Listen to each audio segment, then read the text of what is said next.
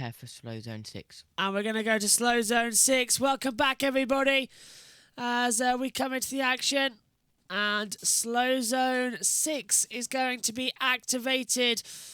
And welcome to everyone live still on the JB Motorsports 2. And welcome to everybody who is live as well on the JB Motorsports 2 hours delay stream coming on as well. And as Josh T has just said, we have gone into the slow zone procedure. Joe Samiego has left the commentary box. Pleasure to have him along for this one. The slow zone has been activated. Omi stepped up into control.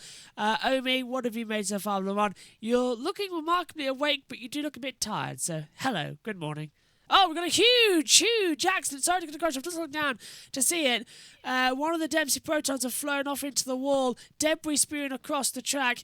A huge accident now with the slow zone coming in. And it's down at Indianapolis. So that's why we've got a slow zone in effect. I'm trying to see who it is that stopped on the circuit. But I think the Porsche's managed to continue on. So that's why I've got a slow zone with debris everywhere. Hello, Amy. And we can't, and Amy's on mute. So add that to the list of muted things. Hello, Amy. Hello. It's either the 88 or the 911. It's the 88. The 88 stopped down there. I've just looked on the drive trackers. That's the Proton competition car. That's had a problem down there on the circuit. Well, this is all just turning into chaos, isn't it, now? As we've got cars coming into the pit lane left and right. Is it Peugeot? No. The timing screens have crashed, haven't they? Well, look at that. The Peugeot's gone to lap 128. We're on lap 187. Timing screens have crashed again. Oh, well. We got close, didn't we? Very close. We're about to cross over. Oh, hang on. They've come back to us. Well, hey. Nice. Toyota lead. Ferrari, of course. Cadillac, Porsche, Penske. Cadillac top 5. As the 50 Ferrari, the pole sitter for this race comes in. Right, Amy. You're downstairs now, you say. How are you doing? Yes. I am doing well. I have enjoyed watching so far. It's been pretty quiet though, so it's mostly been about the conversations going on in the JB Motorsports podcast. So yeah. Well, is it now the time where we get a bit more chaos in, and then we return to how this race was, and then we have another break, and then right at the end we start having more chaos and give us a last lap shootout? Yeah, maybe. Pretty much. And I think you'll be pretty mad if the best part of the race is when you're covering MotoGP. I might not do MotoGP now. I'm honestly thinking about it. It's that point in the evening where I just don't care. I'll do it. I'll be fine. I'll do MotoGP. I won't care about it. I won't like it. Slow zone in effect. This is why. Look at that. Under braking, the car straight into the wall. Oh. As we hear from Alex Jakes. Horrible to see. Down at. Let's cross over to the world feed for the hourly update. That was a big one. That was a really big one into the wall, and they're looking on down there at the entry. Okay, so 9 hours and 55 minutes. It's a good moment to pause in the commentary box, and we can send it down to the pit lane for another update on the hour.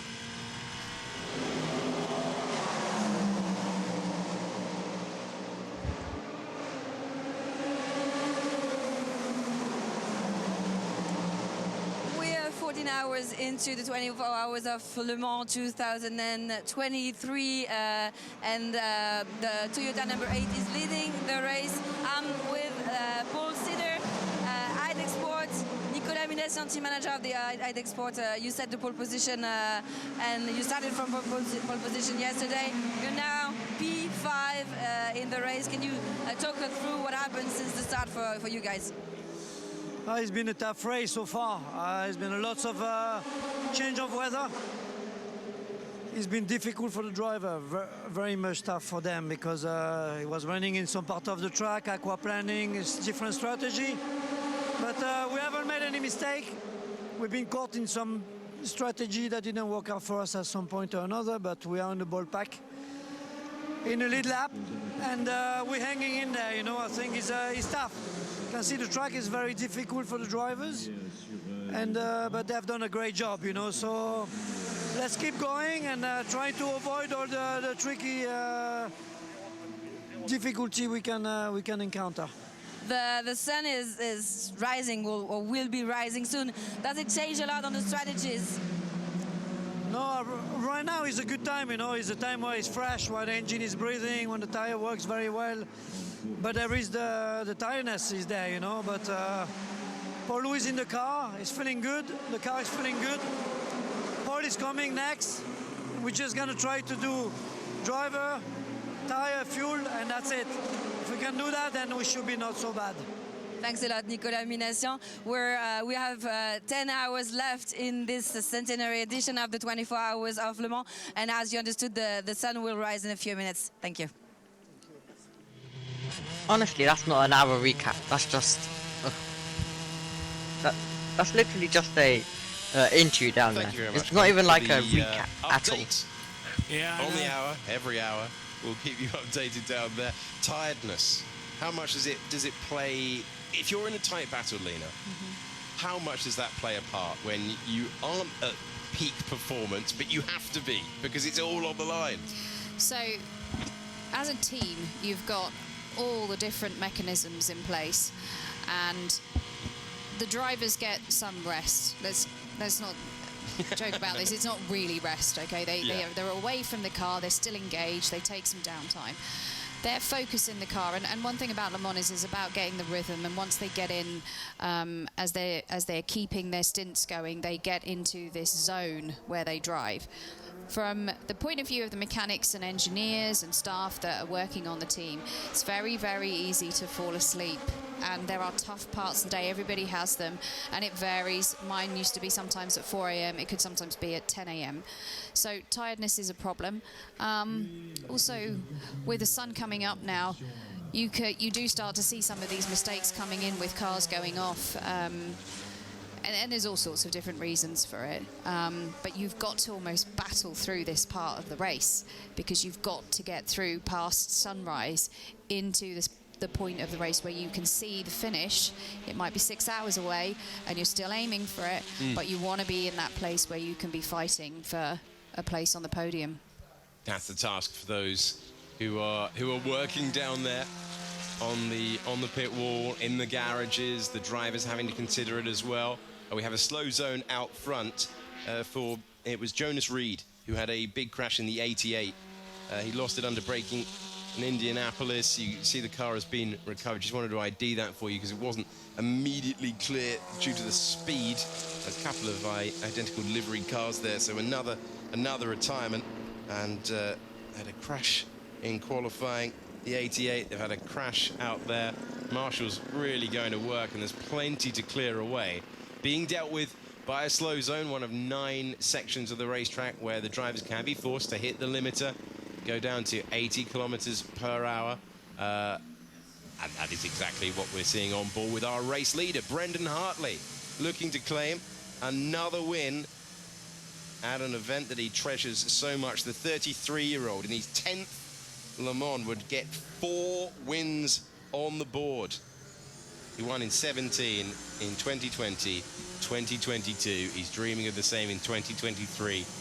Toyota, when they finally broke the so-called curse, that must have been a sweet victory. But if they take it today, it would be incredibly sweet. It's deny Ferrari and the other manufacturers, including Porsche, that have returned. But there's 9 hours and 50 minutes to go. Could completely change. 9 hours and 50 minutes ago, it was a completely different race. And that is the joy of this event on a scale that is just ridiculous, just joyfully ridiculous. We were driving in, and you were saying, "Oh, this is the road where they have the races in the middle of the circuit. You've got the campsites, you've got the big wheel, you've got atmosphere, you've got people having a great time." I'm not saying that we pass people clutching something stronger than the coffee we've been drinking, but they're having a wonderful time out there, and there have been over 300,000 people lining this circuit.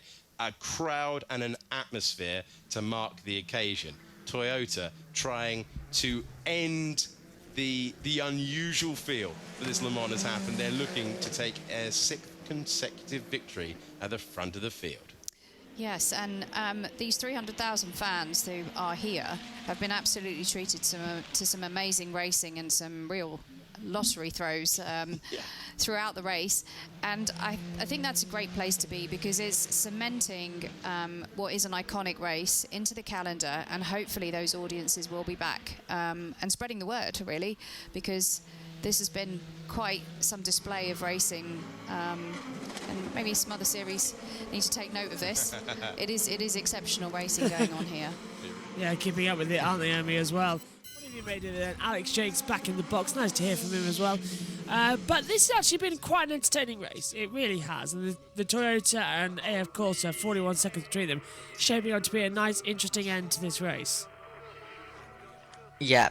I still think there's a lot to happen in this one, so I am really looking forward to it. I was saying earlier actually about the hour recap. It's really now turning into interviews. They're not recapping really anything except just one team maybe in the interview. So it's getting a bit. it's kind of now becoming more of a. It's kind of just becoming more of a. Well, let's just head down for one interview rather than a recap. Yeah, what we've got from us in the pit lane sort of thing coming up. Yes, it's not really changing that much.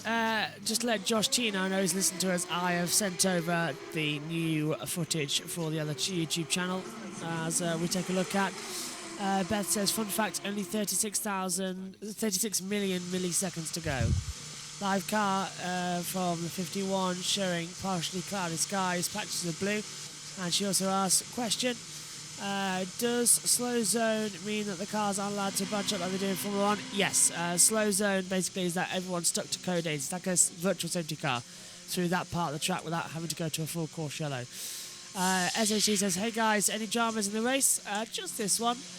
Big accident had damaged the tyre barrier coming towards Indianapolis. One of the Porsche just sliding into the race and ripping off quite a lot of bodywork. Quite a lot of accidents in this race actually as well, with a few of the major retirements. It's been quite a good race, as they're now getting a tractor to actually straighten out the barrier. I mean, that's new, to get a tractor out and straighten out that barrier. That's quite unsafe, but it is new what they're trying. Yeah. Well, I've really not seen that before, but yeah, pretty new. So yeah, and we've kind of got another part of this race where there's now not really anything going on, obviously due to the yellows right now. But I guess I kind of guess there was nothing really even before that. So I guess this is where the chaos begins once again. Yeah. Night shift ended. Now dawn coming, and this is where everyone starts to just lose their concentration a little bit. It starts to create just that little bit of tension, that little bit of drama, and it is an exciting race as Brendan Hartley comes through the slow zone in towards Indianapolis. Yeah, the beauty of the night shift is basically just the conversations and all of the things you talk about during it, and it's not really mostly about what's even going on the circuit. I think we barely talk about what's going on the circuit during the night shift. So it's really more about all of the different conversations we have about NASCAR, Formula 1, and everything basically. So night shifts are really fun. Copy. Okay, yeah, night shifts are fun. I love doing them. They are great. You just start talking about anything until the sun rises, and that's what we've done. 9 hours, 45 minutes to go of the Le Mans 24-hour race. As the field now just sweeps back in. Toyota Gazoo Racing on their pit wall watching. Their tank shows that they're about the same as the Ferrari, of course, so they're going to pit on the same lap, which is good because it'll keep that 41-second gap in total. That's Ferrari, of course. I just realised my baby picture is over there. I could just show it on the camera. You could, yes.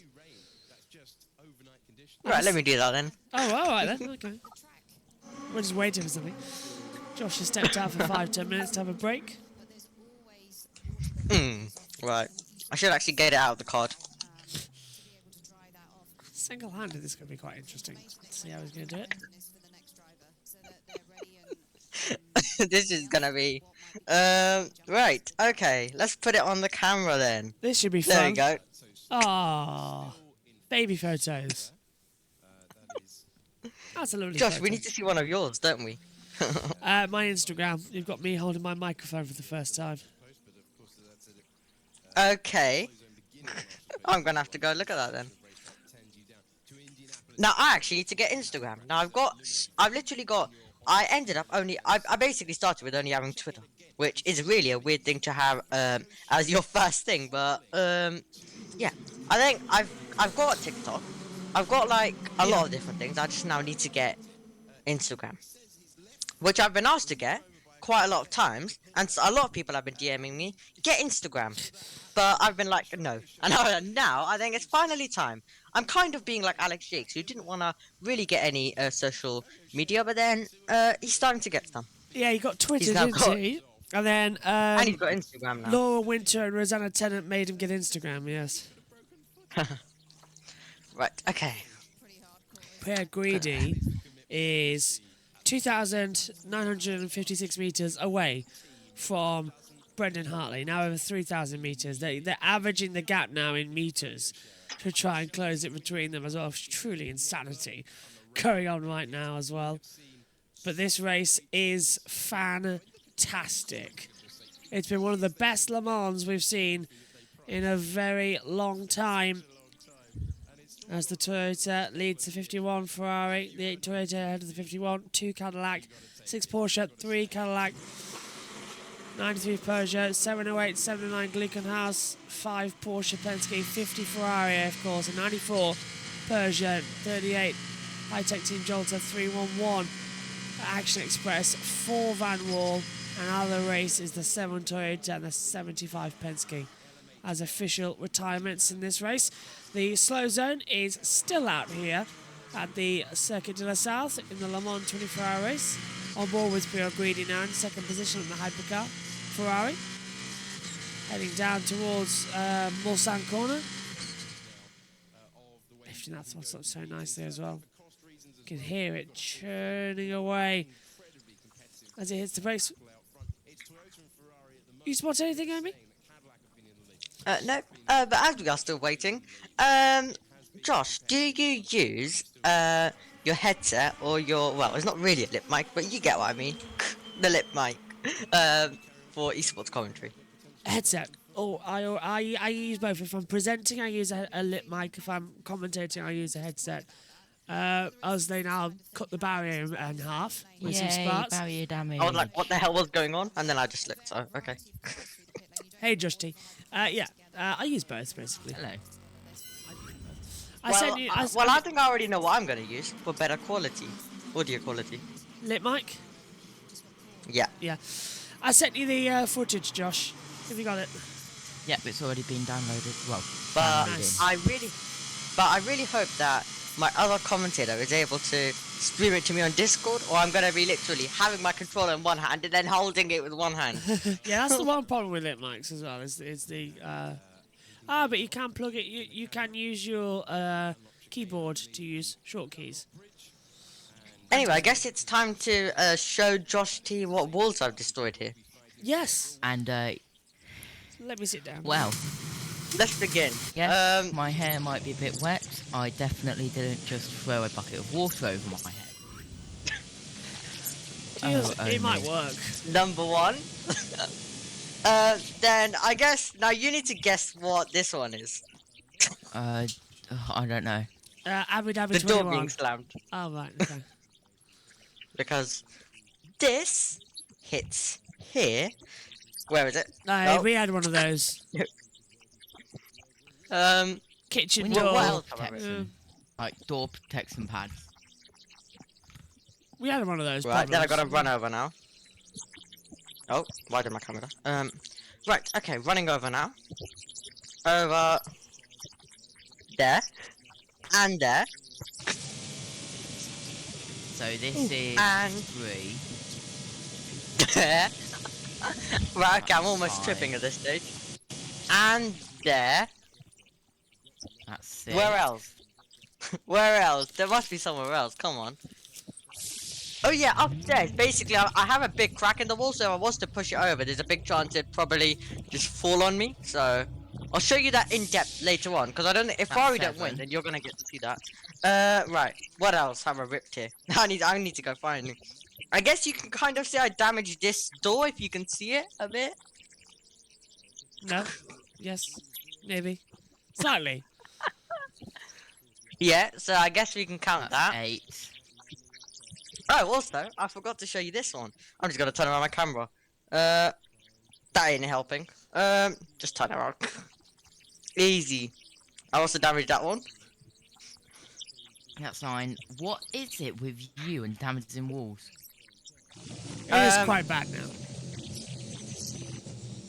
I'm sure I damaged something. Oh, this. Yes. I forgot to come here.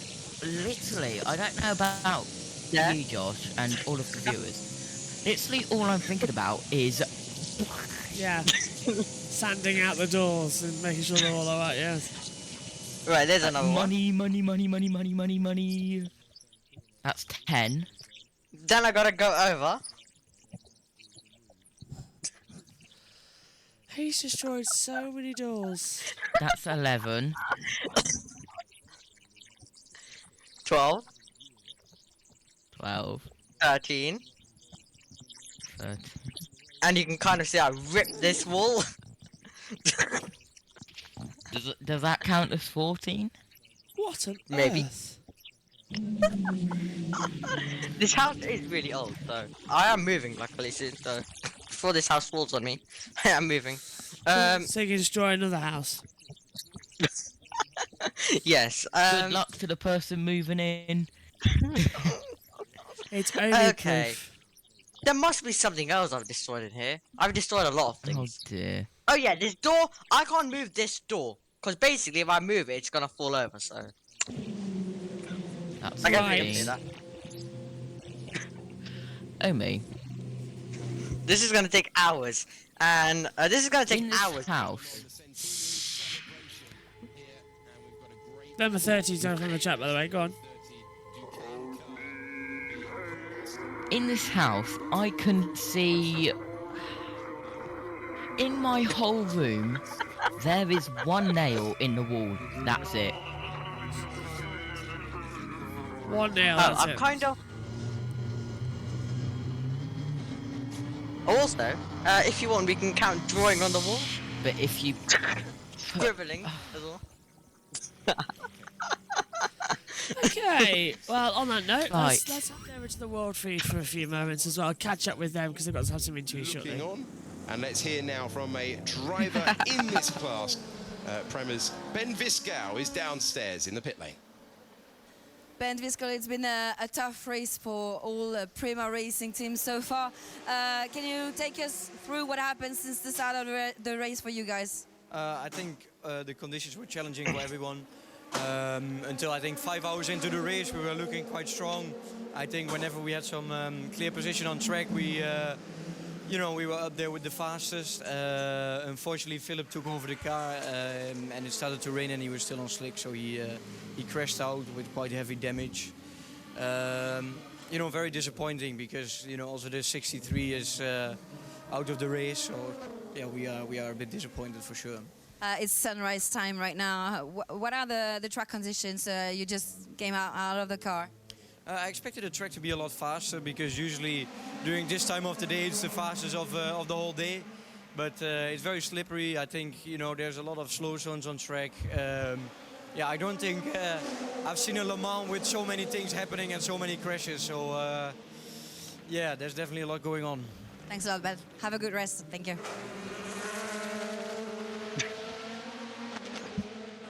Thanks to Gwen. Speaking to Ben Viscow, one winner of one of my absolute favourite all-time Formula 3 races, Silverstone 2020. It was a drag race to the line out of Club Corner across the line for Ben Viscow. Great to see his summary there of. I think he's put it really nicely. Now this is an interesting battle.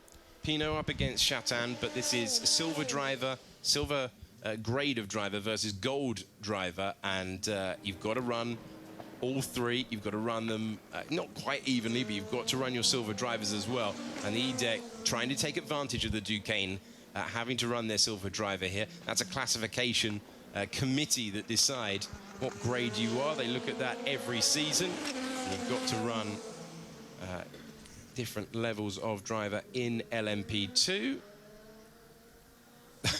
That's what you want to see when you're trying to get some shut-eye. One of our very talented camera personnel down there.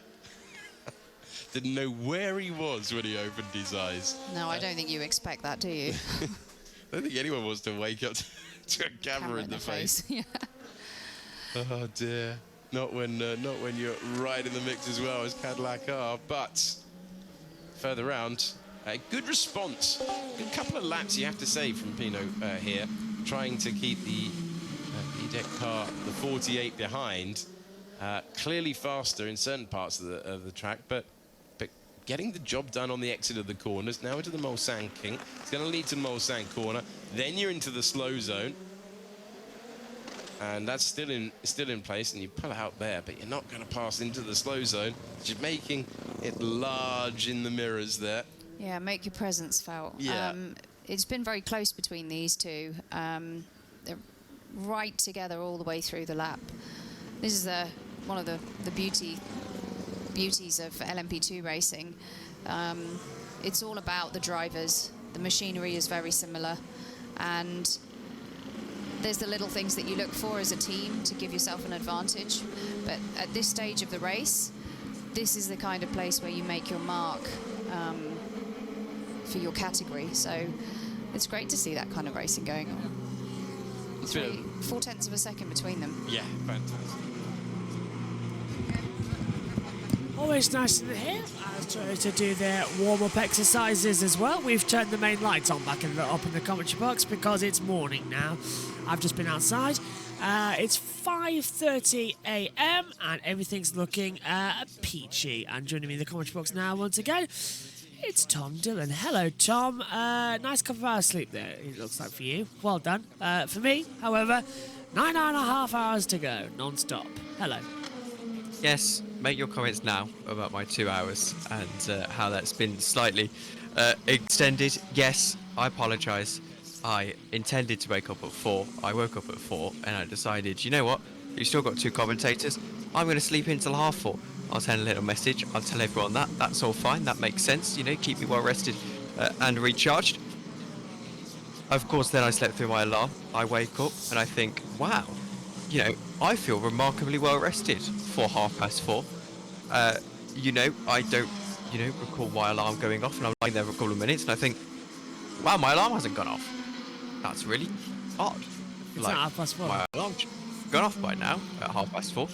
Check my phone. Oh, it's 5:10. That is why my alarm hasn't gone off, because I've slept through it. So yes, I'm here now. I've got a cup of tea. So you know, I'm happy, and well, I'm ready to watch the rest of this race. I'm annoyed now that I've missed the sunrise, but whatever. It is what it is. I'm here, and intending to be with you till about 8 o'clock, Josh. Very nice. Sounds very good. We've got a yellow flag back out. Don't know if that's activated the slow zone or not. I think it has, because it's still out there on my tracker. Yeah, I thought so. Where's the cameras gone? Because now whoever's on cam, I need a camera. Even if it's just on virtual. It's into the pit lane comes the 30 Dunqueen team and the IDEC Sport number 48. Thank you, Josh. Just need that so it... I'll volunteer my camera so we don't get any wall activities from Omi. Yeah, Omi's gone for a Beth saying, Yeah, what thank happened God. to that big couch you used to have? That's downstairs, but that's going back ages ago. That's going back 16 months before I even moved into this house. Yeah, but Beth was missing in action for 12. Yeah, that is true. Thank God. I mean, I Thomas, did yes, have we a don't little get any more wall setup. action. Yeah, I did have a little setup with the big couch. Does Josh's in this pictures new need a house. refresh, Tom, by the way? No. Actually, it could do with one, actually. Yeah. Think of it. Refresh. 10 seconds added to the next pit stop of car 41 for causing a collision with car 3. Right. Are you doing a refresh, Josh? Yep. Yeah, sorry. Just double checking because you... There we go. Perfect. Thank you. So it's, Also, Josh T, you can add 5 to the list as well, and then we're done for the So downstairs. that's at least. 20. Noted. oh, blimey. Okay, brilliant. Well, I haven't managed to fall asleep. Turning the main lights on has helped actually as well, but I bet it's only like a temporary thing. I'm going to have to keep going outside to get some fresh air to refresh me if it stays cold, unless it gets really hot. Throw a bucket over your head. I've got I'll be honest with you. My nap has made me feel worse because I decided. Oh yeah, 2 people in the box. So I thought I'm not tired right now, but I'll go and have 2 hours anyway because if there's 2 people in the box for 2 hours, Yeah, may I'll as go well. and sleep. I'll wake up about 4 and I'll be refreshed. So it saves me basically having to scurry off at 6 o'clock to try and scramble 2 hours before my karting race. Yeah. So I thought, yeah, like easy. I'll go off and I'll get 2 hours. I fell asleep really well for someone who wasn't actually tired. I thought that's going to be tough. And yeah, now I wake up and I feel 10 times more tired than when I went to bed. But good morning, Adam says I've got plenty of coffee. Should not drink coffee until an hour and a half after you've woken up. So I will be off to get a coffee at about 7 o'clock. Yeah, but haven't you got a cup of tea, which is actually worse? Decaf tea. That's Okay. why I drink tea. I drink tea because my mum takes decaf tea. So yeah, that's why I drink tea. It's to save me having to drink coffee. I've got a bag of sweets and some crisps and a fly that won't bugger off. Anyway, I'm fine. I'm ready for the Le Mans to be over now. This one's hit me worse than ever before. I don't know if it's because I was in a miserable, depressed mood before we started, or I've been up early since been trying to fix everything. I don't know, but I'm ready for bed. In 9.5 hours. Let's hope it flies by, hey? Yeah, well, I'm a little bit disappointed that I don't get to watch the conclusion of the race from anywhere but my phone when I'm at the track. I mean, it's a weird one because we should be finished by comfortably before 3 o'clock, but it's more about getting that last hour in, if you know what I mean. Yes, I mean, yeah. We'll usually finish it by about 2, and then it's an hour drive home. So, it's going to be watching in the car and so forth. It should be okay, actually, but it's just a little bit disappointing after being invested so much in the race. Disappointing for Peugeot, wasn't it? 94 and the 93, in fact, both cars looking very well and truly in it for a time in this race, and now well and truly looking out of it, and as we expected, Toyota to sort of leading away 37 seconds their gap now. Also quite interesting, this is something I didn't expect, Josh, but seeing the Inter Europol car the 34 in the lead of the race still. Fabio Scherer with a broken foot is driving that car at the moment, so that is very interesting in itself, leading in the LMP2 class, of course. I thought they were naturally going to fall by the wayside, and they haven't. It's a little bit of a good news talking point, isn't it, actually, that they've actually managed to stay up there. It's a great achievement as well. As you said earlier on in the night, really painful it must be after, because he's had a sleep in between and woken up. Can't imagine the pain. Really can't. Well, obviously they're not in the lead anymore because they've just had a pit stop, so they've come out into second. WRT have taken the lead, but once it all cycles round, by looking at it, eyeballing it, that should be WRT's race once more. And to avoid being cliche in a race, you do look at the clock and you've still got 9 hours and 25 minutes to go. That would still be our longest WEC race, barring I was going to say barring Sebring. Well, no, Sebring is set to 8 hours, isn't it? So yes, the time limit. So no, it should be 10. Really, that's an adjustment they should make. But whatever. It's there's still 9 hours and a half to go. This is still the longest WEC race on the calendar. So actually, relatively speaking, there is still a very long time to go in this race. 9 hours and a half is actually just under half distance. and it's getting just about on the attack, is it? I could do with a cup of tea. I just had to rub my eyes to make sure they were actually going to be working as well, like a screen cleaner, making sure they're actually on. Oh no. Double yellow at Daytona Chicane. I think there's been a big one. Oh no. I really hope not. Let's see if we can double check. I haven't seen anything on our TV pictures just yet. Double yellows, Marshall Point 11, 12, 13 and 14. That is going to be a big one. Daytona to the middle of Mulsanne. That's a huge accident if it's a big one. Well, we're here. That's at the exit. This is the back straightaway coming out of Michelin, where the other yellow is. This is Daytona. So what's now. happening? This isn't Daytona. This is Mulsanne, end of the straight. Mulsanne, sorry, yeah. No, someone tell Diffie to unmute his mic because we can still hear him. As they come in, yellow flags are out there. No sign of a safety car though. No, they've been removed. Oh, double yellows. Daytona. Someone signs the TV director cutting to it actually, which is also slightly interesting. Well, here we go. Here's the 51 in this angle. Well, I can see the cameras there, but I can't see a camera operator there. This is outside of the Daytona chicane already. He's coming up Double with yellow at Ford chicane. The Ford? Yes. Oh, that's why it's the Oh. 80 car with a huge smash. Tech Pro barrier's gone as well. That And is a that's safety car as well. That's going to make the next hour very interesting indeed. Ben I say Barkonot. with full sarcasm. Prepare for slow zone 8 in 18 seconds. Yeah, that is a huge big. You'll see what happens is it's at the Porsche curve.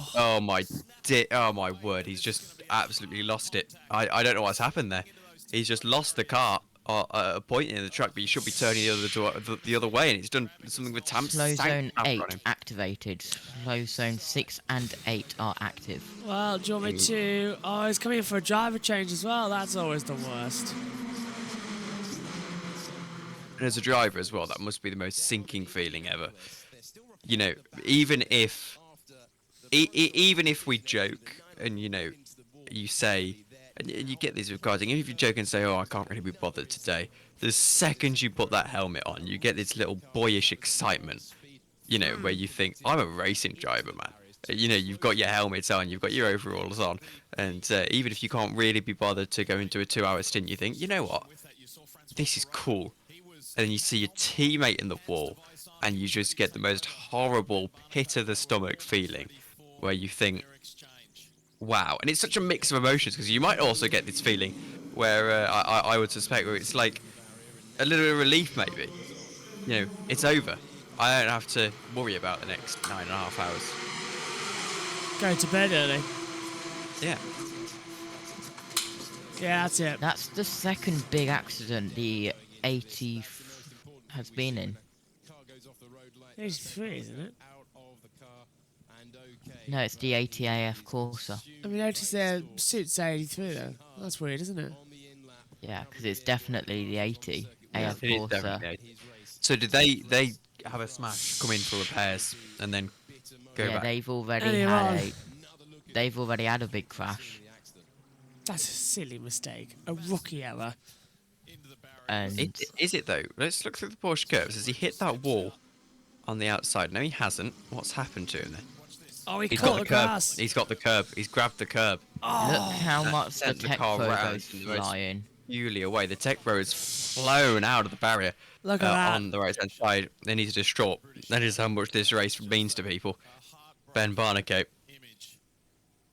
He's distraught outside of the barrier. That's the sort of thing that can happen with tiredness. Yeah. You're a little bit groggy. At this stage in the race, you've probably only had a couple of hours of sleep at best. And you grab a curb. It's so easy to do. I mean, we trivialized it, but the effects of being up for 24 hours or over on a driver is the same as being over the legal limit of alcohol. Do you know, there's always been a feature that I've wanted to film but never actually had it. What am I like driving a lap after commentating for 30 hours? Like, what am I like?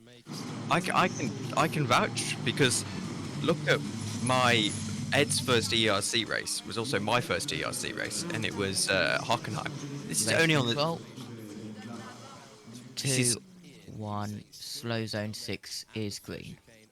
and this was only on the sim as well, remember? So it's not even properly driving. Yeah. And I crashed 3 or 4 times. I'd been on an all-nighter the night before, and I'd been up for about 24 to 28 hours.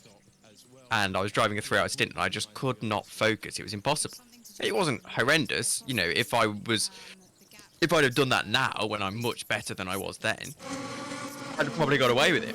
But back then, my brain just couldn't go onto autopilot, so I was having to think about the driving, and then when you're off autopilot, you're required to not be effectively drunk.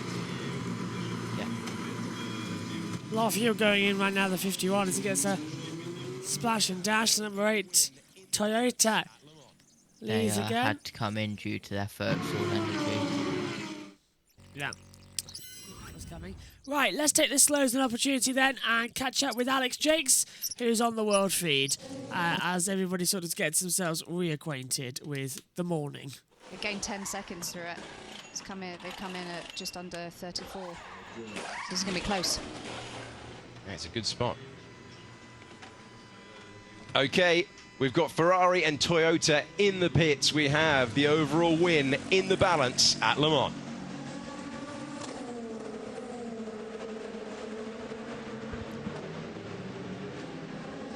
Great camera angle there. There's the competition heading past the most famous name, Ferrari, back in the top class at Le Mans, and they are in the battle to win it. Look, when you wake up here at Le Mans and you know, you've had a few hours sleep, you wake up and all you want to see, because the daylight lifts you anyway. It lifts everybody here at Le Mans, no matter what you're doing, even if you're a fan. And sitting, if you've had a couple of hours sleep, you come back, you know, the daylight's here and we're racing to the end. But the thing that lifts you the most is, you know, we've got a race. We've got a race. You know, you want to see multiple cars on the lead lap. We've got that. How about, by the way, you saw the Hendrick Motorsports Chevy Camaro come in the Garage 56 entry. They're up into the top 30 overall, running Yes, in 29th overall. Phenomenal effort. Been so many decades since NASCAR was at Le Mans. Back in the mid 1970s, so a really wonderful experience for everybody, and you know, they're here not just to tootle around. They're here to show what the immense creation and collaboration can produce.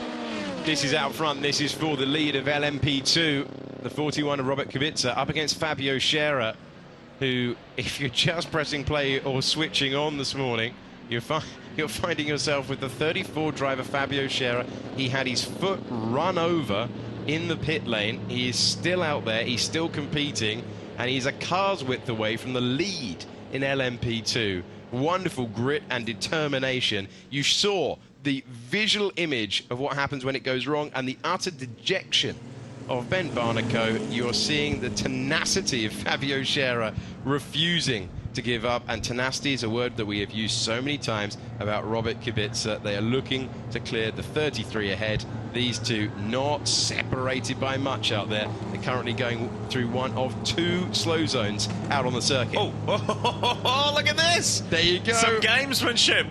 Some games being played between the top 2 in LMP2, and for WRT, for Inter-Europol, and for IDEC, Dakeen as well. There's been great consistency from those teams. Gwen spoke with Nicholas Manassian not too long ago about what the race has been like for the pole winning car in LMP2. They've got some catching up to do, but this is it at the front of the P2 class.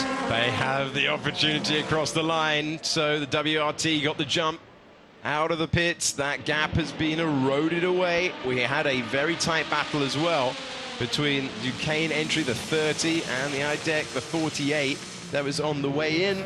And to the across the board, that's WEC. He's looking to win the class at Le Mans here for the first time today. And Robert Kubica just has really gut-wrenching memories of Le Mans. Yes, that podium, as Alex just mentioned, last year, but in 2021, in his first appearance here, he said, boy, that was tough. We lost the win on the last lap when the car simply stopped on the final 16 kilometers around Circuit de la Sarthe, which, just imagine that feeling. The Toyota group know that feeling.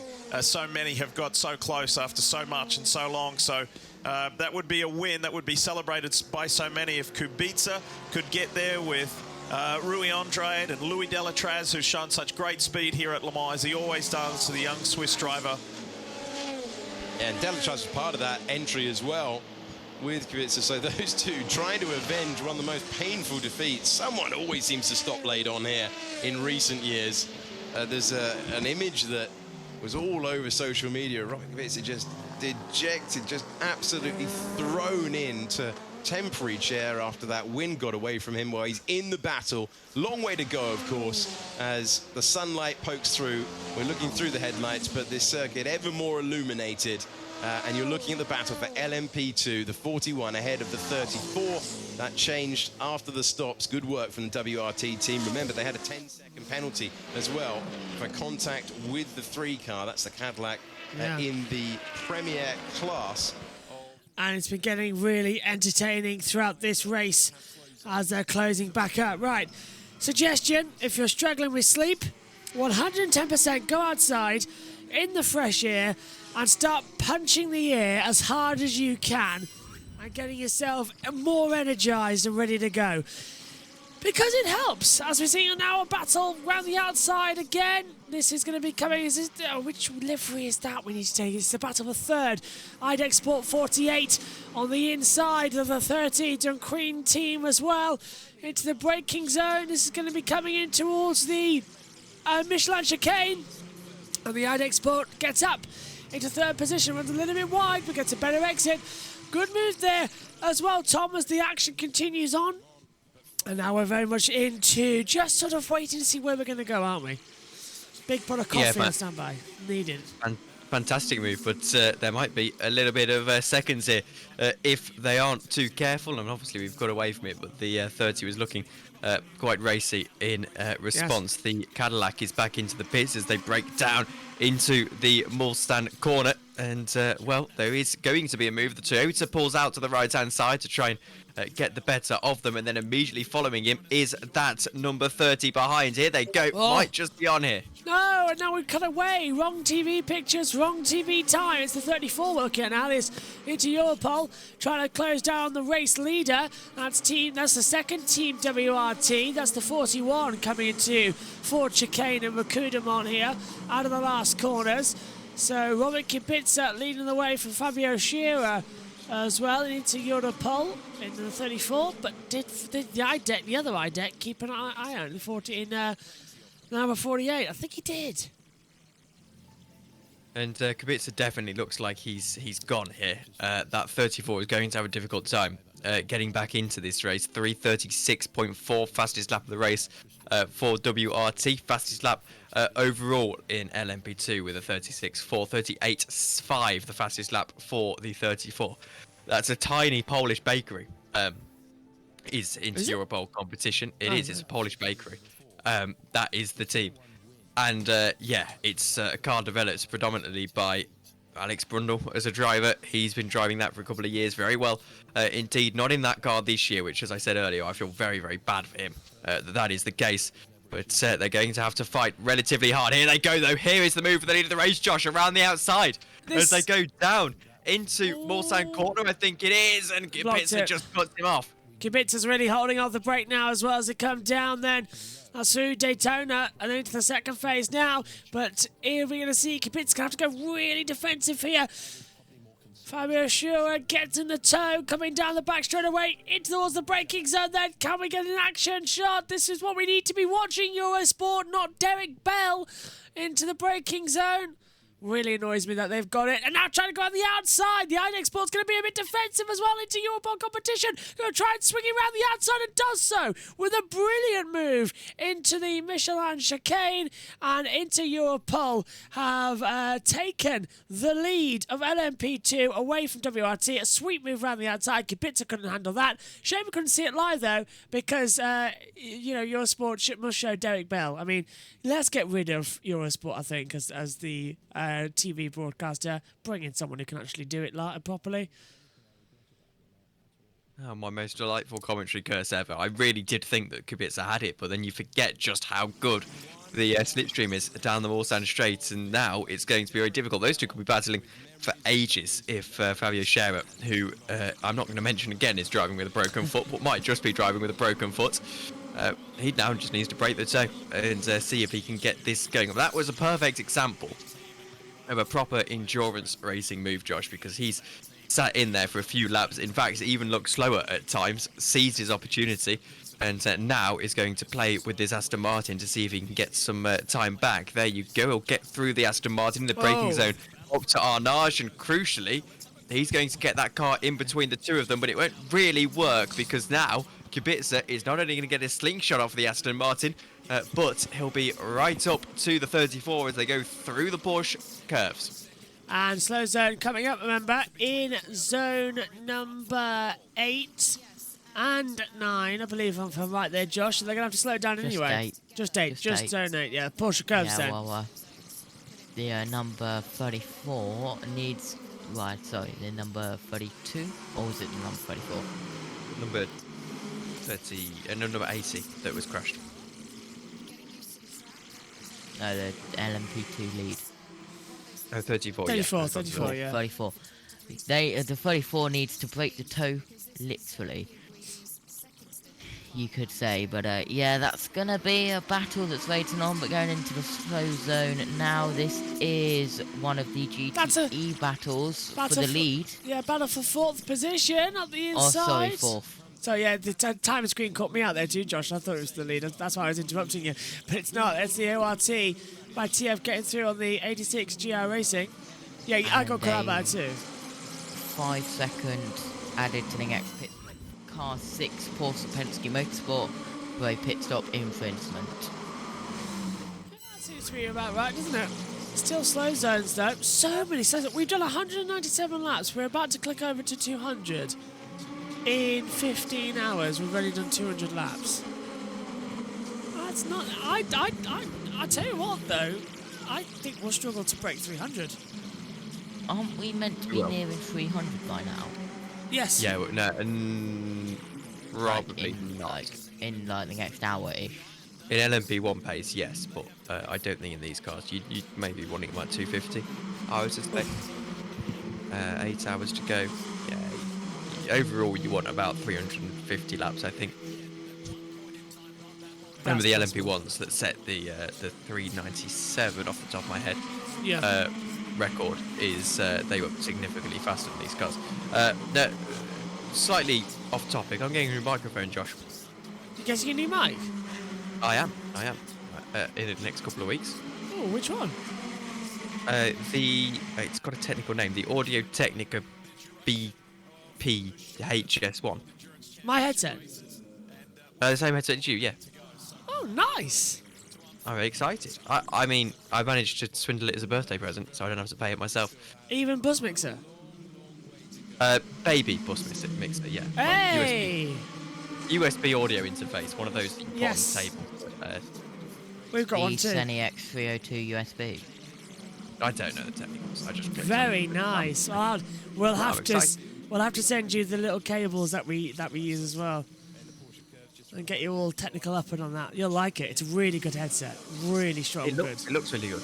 Well, it's because as part of my real life gig, we're going to try and do in the future camera streams, but also like little radio things, the races that are at the track, so that like grandparents at home sit down. And I thought I'm gonna feel like an absolute muppet going there with the Turtle Beach headset on, so I might as well splash out and so that's that. Yeah, that's happening. You'll like it. You'll really like it. I've had this since 2018 and don't regret it a single day. It's really good. It sounds very good. Oh yeah, it's so fun. Mine sounds decent, but there's something studio that sounds about yours that you just don't get with these kind of headsets. And you can fiddle around with the little bus mix. You can fiddle around to make it sound even more studio.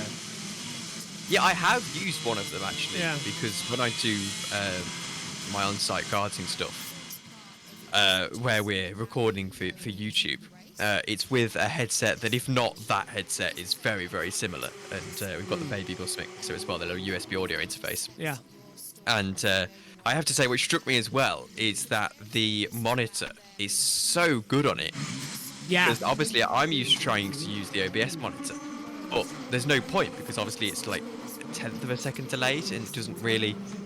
You slur your words because you hear it once. I can talk fine with that monitor on. Yeah, same here. Because it's direct to the headphones, so it's instant. It's really good. There's a delay, but it's like a 100th of a second. Yeah, it's really That's bizarre. not a problem. The only reason I didn't have my monitor on the other day was because I was talking to someone and the monitor was louder than them. Yeah. So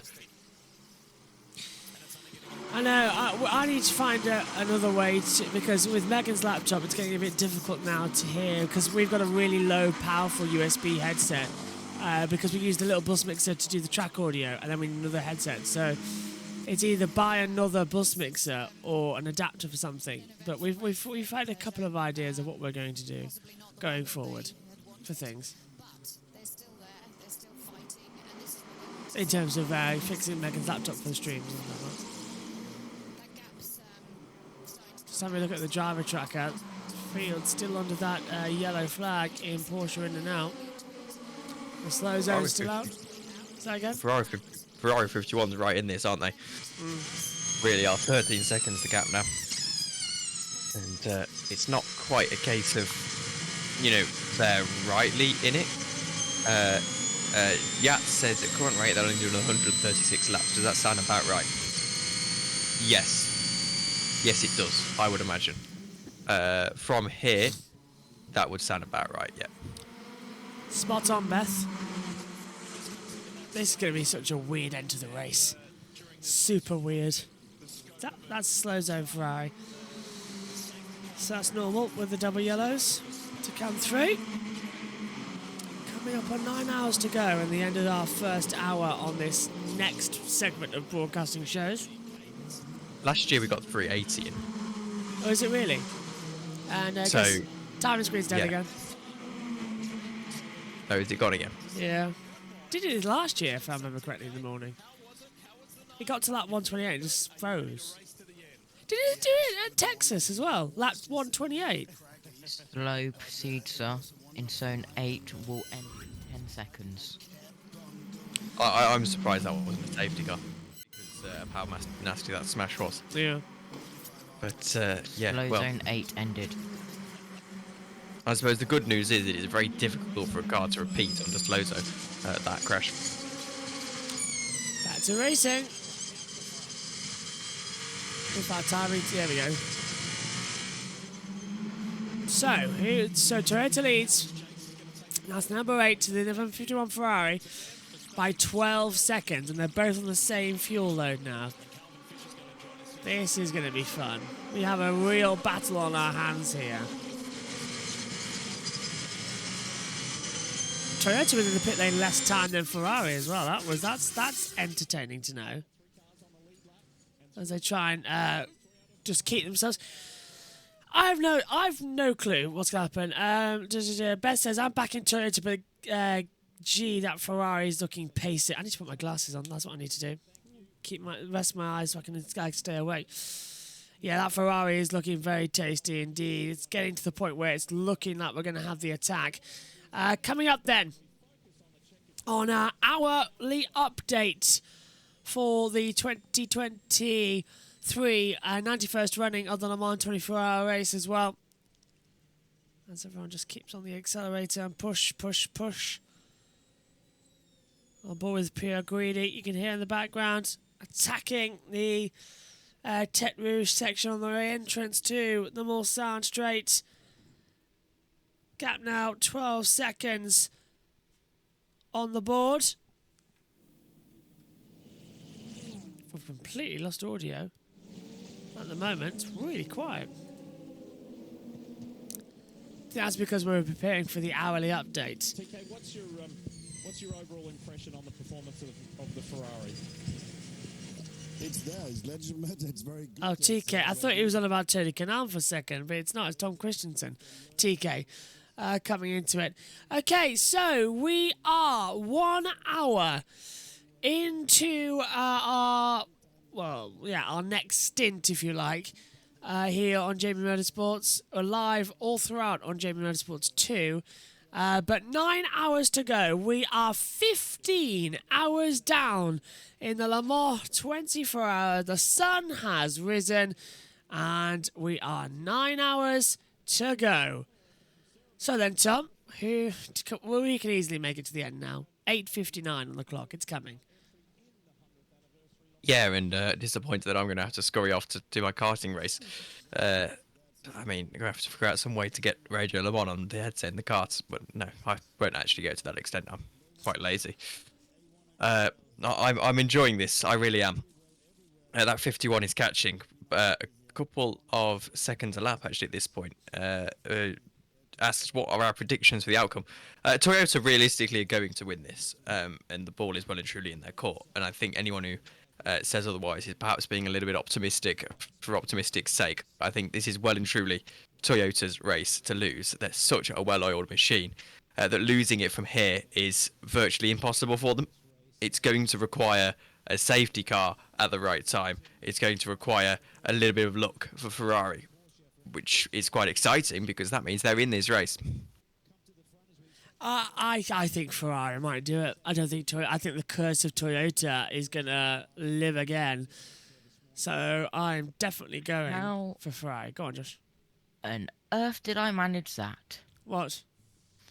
Our 11 to 12 finishes with 5 seconds to go until the start of 13 to 14. Very well done. Is that now? Has that just happened? Yes. I've lost it completely. It's that was an hour into our show as well, our next show. In total, it's all So crazy. if you're now watching on JB Motorsports live now, it's just gone over to, I believe, 13 to 14. Yes, and this is Okay, 15 to 16. Hazy on the hour update. We're 15 hours into this centenary edition of the 24 Hours of Le Mans. Let's have a look at what happened in the past hour. Plenty of crashes keep taking place on the Circuit de la Zart. It was the case a few minutes ago for number 88, Dempsey Proton Competition, Porsche. A few minutes later, it was Ben Barnicoot's time to hit the wall. The British LMP2 driver was about to hand the car back to François Perraudot. Race is unfortunately over as well for number 80. Let's have a look now at the standings. It's Toyota number 8, which is leading the overall standings ahead of number 51 Ferrari and number 2 Cadillac. Inter-Europol competition is leading in the LMP2 class ahead of WRT number 41. And in the GTE class, it's Kessel Racing, which is leading ahead of the Iron James Porsche. There are 9 hours left to go in this centenary edition of the 24 Hours of Le Mans. 50 cars still on track, but we don't know yet which one is going to collect this very special trophy.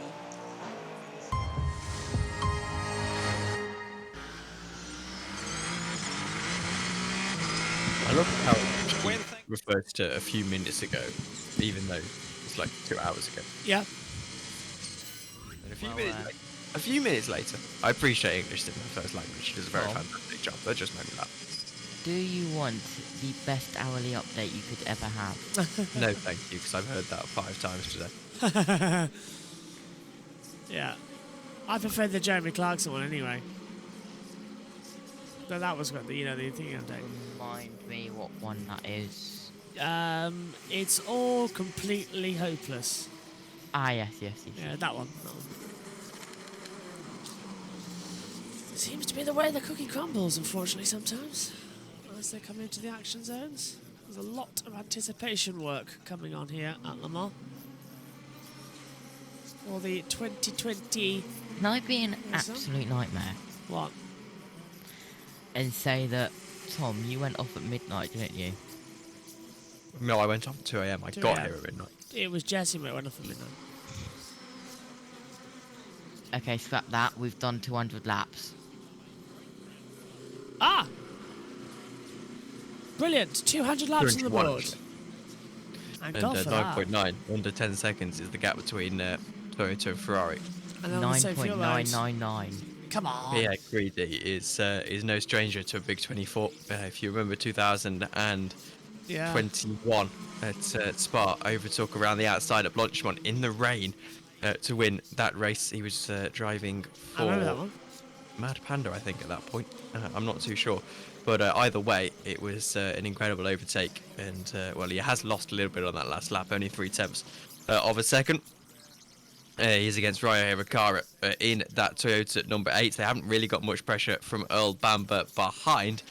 And obviously then after that, 4th spot is 2 laps behind all of them. This is a little bit of a battle. It's between 2 GT cars, and one has slipped it up the inside. It's the Porsche on the Ferrari. You'll have to forgive me. The television pictures aren't showing me much. I think here, it's a 56. 86. 86. 86 has passed the 54.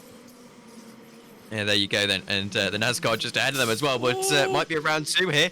As here goes the Ferrari back around the outside of the 57 Kessel. Sorry, my apologies, the AF course car. The 54 looks around the outside. Indianapolis, they'll go 3 wide with LMP2 here if they're not careful. Still, the Porsche holds it on the inside, and I think there was a brief realization there that we've still got 8 hours and 54 minutes to go. And, well, that AF course stays well and truly behind, but that is a fantastic move from the Porsche. Fantastic action then happening here at Le Mans. Look, there's the NASCAR for the first time in a couple of hours, appearing now on the circuit. Tell you what though, this has hit me more than ever, this one. They would have been all over the NASCAR. Like, we would have seen nothing else, just the NASCAR. A little bit what happens with, like, Tele Monte Carlo at times. You focus on, like, one driver for, like, an Same hour director. or something like that. Yeah. But surprisingly, we've not focused on the NASCAR as much as I thought we would. In fairness, though, the racing has been spectacular. So This has been great, yeah. In years gone by, we focused on Garage 56 entries because, you know, there's been not a lot. That being said, the amputee car last year was not focused on too much. But yeah, there's not really been a great deal to focus on with it. I mean, at the end of the day, all the NASCAR circulating still, wow, but there's been 8 battles going on throughout all of the classes. I don't think we've had a consistent leader throughout the race for any of the classes so far. They've always been chopping and changing, especially after pit stops as well. They haven't really had a chance to push forward. Now, a question then for those statisticians and trivia people: have we ever had a Grand Slam in a Le Mans race? Has anyone ever done the Grand Slam? What, pole position, fast lap, and not that? And led every lap, yeah. Don't think so. Maybe McLaren. If it was anyone, it was McLaren, wouldn't it? Maybe Porsche. Audi. Yeah. Right, and we're being idiots. Toyota did it. Of course Toyota did it. Last year, probably. Did they lead every lap, though? I think they did, actually. They were chopping and changing between the 7 and the 8, wasn't it? Yeah. Yellow flag came out. Which isn't no Grand Slam because it's got to be the one car. Then no, I don't think they've had a complete Grand Slam as everyone changed over. Green flag, by the way. I think they've swapped. As a team, no one else led, but as 2 separate cars, they've changed over quite a lot, haven't they, over the 24 hours. There's James Collado as well in the car. I'm always Pierre Guidi watching on. So Collado's in the stint next, and then presumably ending it as well will be the other one. Oh, I've really got a headache now. Into the comms box. It's getting quite bad. Oh, 8. I don't, this one might actually hurt me. Yaka now, Harry Yaka leading by 11 seconds to the front of the field as they push on. 8 minutes 50 to go. Well done, I think, though, Tom, into your pole competition, as you said earlier. 13th place, looking strong. And closing down as we see the 51 Ferrari lapping the Porsches. And he's got to really, really push. 7.9 now. This is getting exciting. And Josh, I've been up about an hour now. I might go off and grab a coffee for 5 minutes. I'll be back, obviously. All right, we'll go on the battle screen for a few minutes and pass over to the world feed. With 8 hours, 50 minutes to go, here is the Glickenhaus, one of the 2 Glickenhaus. I just feel like mentioned Fabio Scherer. I feel like he has been in the car every time I'm on watching the TV. he's doing a great job in that Inter-Europol car. Well, the maximum drive time is 14 hours, so he may be getting close to that during the course of this 24-hour race. Here we see a big moment there. Oy, oy, oy. Wow, just glances the tyre wrap there. I hope he has a puncture, otherwise it looked really strange the way he got out there in the Lawrence Vantor. And that is the closest car to the lead three, to the three on the lead lap. Yeah, but still top four. Four different manufacturers: Toyota, Ferrari, Cadillac, Porsche. All right, Lee, that's what it looks like. Beautiful camera work there to show you on the short shoot between Indianapolis and Arnage. That's what 7.6 seconds looks like. Tom, how liberating is it when you come out of Arnage and you get to open the car up again and go for it up towards the Porsche curves? It's good. You don't want, as I said, you would like to see somebody, but maybe just a couple of 100 meters up the road, because that means you have clear air through Porsche. And it's fine to pass them between the Porsche corners after piff-paff into the last chicanes. But that's, oh, it's wonderful. Just listening coming through here. Mise en blanc, let it roll, let it roll. On the throttle, very easy. And then the off-camber karting, which can really be nasty and catch you out. But great work from them. And Hirakawa gets a little bit of breather. It looks like he has less traffic now than Pierre Guidi. So traffic is playing a role in the catch-up here. Traffic is the key. Always an ebb and flow to that. Talk about the sight lines through the Porsche curves. It seemed to be more of a tunnel before, Tom, and they've kind of opened things up a little bit. Does that help through the Porsche curves in terms of the sight through there and being able to look a bit further ahead and pick your line? There's no doubt that that it's a bit safer. You can get away with more. But on the other hand, you can also say that then maybe you go push, and we have seen some mistakes which were very costly. I mean, we saw the Jota, the team with FEA, when he went off through there, he definitely tried too much. The natural respect of going through when you have an Armco barrier next to you all the way through Porsche corners, like in a way I grew up with at the time, that certainly played a mind game on us, that if we had to avoid another car, it would mean contact with the barrier. So yes, safety, but it also means you put the bar of driving at initially a higher level and taking more risks. Such a tough sequence of corners there, and I think it was the Corvette that got into it with Anthony Davison many years ago that really made the Corvette team think about how do we give our drivers better information. They created that rear-facing camera with the radar that showcased a fast car coming up behind. So everyone learns from experiences here at Le Mans, and the new technology is great to give the drivers a little bit more information. Yeah, that was actually Jan Magnussen who was caught there at that time, and that's that barrier he went into. That's what they opened up. But if you look back with the flat bottom car and the bumps, we have seen Marc Genet in the Peugeot flying into the fence in testing. We have seen Loic Duval with the Audi also making into the when it's a speed of 278 when he sort of left the circuit. So it is a very dangerous game through that part. So yeah, it's safer, but also less respect. Gap from first to second down to 6.6 seconds. James Collado continues to get worked on by the physiotherapist and trainer, just getting ready for his stint. You want to know how precise things are with the lead car at Toyota Gazoo Racing as far as the workload share? Sebastian Buemi has done 35% of the workload to now. Brendan Hartley, 35% of the workload to now. And Hirakawa, he's at 30%. So what a beautiful share. Yeah, that's a perfect way, the perfect race so far for them, even with all the chaos as we described, as so many lead changes early on in the race. But that's due to the conditions. With that share, that looks like they are kind of following the plan. So well done for Toyota 8, but they just have one issue. Ferrari is going a little bit fast at the moment.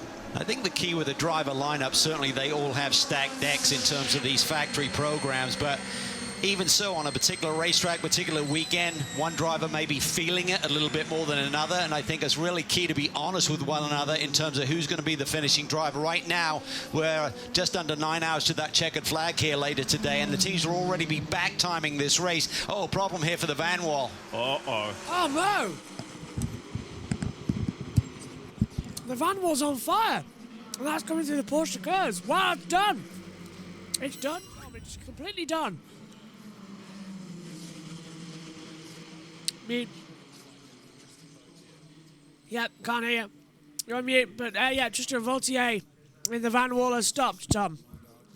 Fairly sizable fire at the back of that car, isn't there? That is pretty big. He's okay though, and then he's out of the car, and it has stopped being on fire now. I say that, it's still smoking. I won't walk directly past it, my friend, and walks to the safety behind that barrier.